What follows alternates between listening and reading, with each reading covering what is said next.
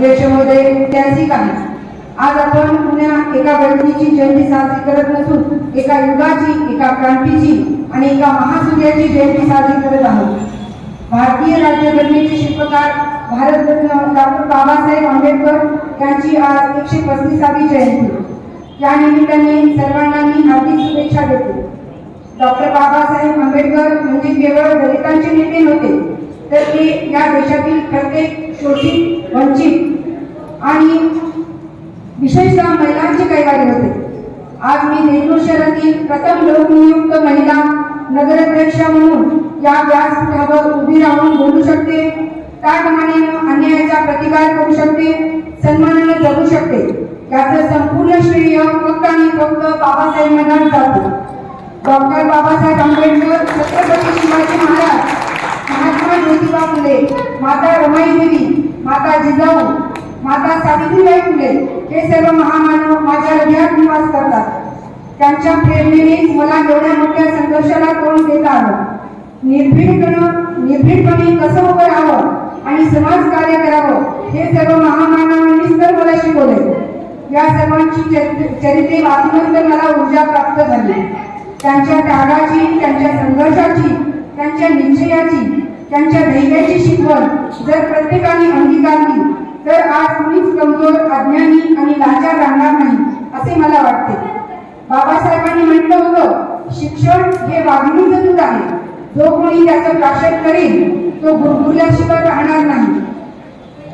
त्यांनी महिलांना केवळ सूड आणि मूल त्यात अडकून न राहता शिक्षणाच्या प्रवाहात येण्याचं आवाहन केलं. बाबासाहेबांनी संविधानाच्या माध्यमातून पुरुषांसोबत स्त्रियांनाही सन्मान अधिकार दिला. ते म्हणाले की एखाद्या समाजाची प्रगती त्या समाजातील महिला केलेल्या प्रगतीवरून मोजतो. यावरून त्यांच्या मनात स्त्रियांबद्दल किती आदर होता हे लक्षात येते. महिलांच्या हक्कासाठी त्यांनी सर्वात मोठा लढा दिला तो म्हणजे हिंदू कोड बिल. त्यात स्त्रियांना मिळणारे मालमत्तेचे अधिकार, घटस्फोटाचा अधिकार, सन्मानाने जगण्याचा कायदेशीर हक्क याचा समावेश होतो. हे सर्व महिलांना मिळावे त्यांनी आपल्या मंत्रिपदाचा राजीनामा देण्यासही मागे पुढे पाहिले नाही. त्या काळातील महिलांना कोणकोणत्या परिस्थितीला तोंड द्यावे लागले, किती संघर्ष करावा लागला याची आपल्याला थोडी जरी आठवण झाली तर अंग थरथरल्याशिवाय आणि हृदय धडधडल्याशिवाय राहत नाही. आज आपण शिकून कुठल्याही मोठ्या पदावर गेलो तरी त्यांचे विचार विसरता कामा नये. आजच्या पिढीने स्वतःची प्रगती न साधता समाजातील इतर पिढी महिलांना साथ दिली पाहिजे. त्यांची जयंती साजरी करण्यासोबतच आपण त्यांचे विचार, त्यांची वागणूक, त्यांचे नियम हे सर्व आत्मसात केले पाहिजे व तसे वागण्याचा प्रयत्न केला पाहिजे. तरच त्यांचे गुण आपल्याला जगण्याचे समाधान मिळेल.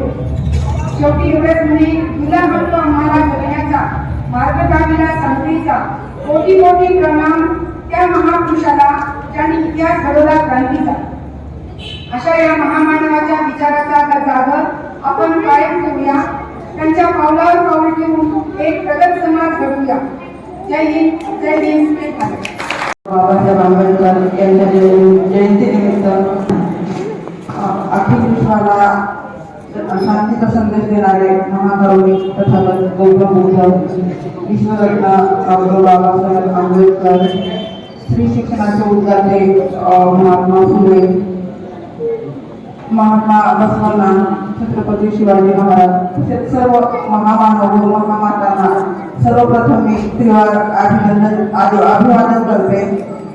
ही जी विहार समिती आहे आणि आजची जी महिला जयंती मंडळ आहे त्यांनी मला अध्यक्षपदाचा मान दिला. सर्वप्रथम त्या सर्वांचे खूप खूप आभार.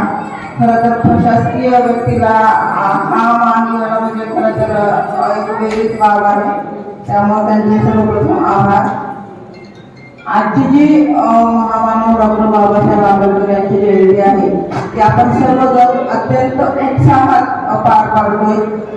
मी गेल्या वर्षी इथं आली होती आणि अत्यंत उत्साहात वातावरण आहे आणि या जयंतीला त्या उत्सवाचं स्वरूप आपल्या सगळ्यांना महामानवांनी प्राप्त करून दिलेलं आहे. आत्ताच बोलताना आमचे पद्मसाहेब बोलले, अध्यक्ष मॅडम पण बोलल्या की हे सगळं जे दिलंय आपल्याला ते बाबासाहेबांनी दिलंय. ऍक्च्युली बाबासाहेबांनी हे सगळं आपल्याला प्राप्त करून देताना स्वतःच्या तब्येतीची, स्वतःच्या जीवाची, स्वतःच्या कुटुंबाची किंवा स्वतःच्या